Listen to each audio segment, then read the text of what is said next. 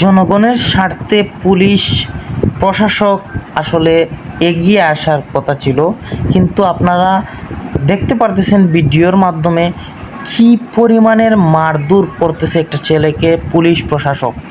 এটা কী ধরনের আইনি নিয়ম? প্রধানমন্ত্রীর কাছে আমার প্রশ্ন। সিলেট 24 থেকে ক্রাইম রিপোর্টার আমি আহমেদ রাহেল আসলে দৈনন্দিন সর্বপ্রকারের ক্রাইম সহ সর্বপ্রকারের নিউজ দিয়ে থাকি।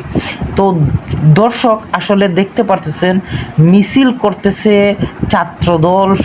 ছাত্রদল যদি খেপে যায় আসলে প্রধানমন্ত্রী টিকে থাকতে পারবেন না বেশি দিন।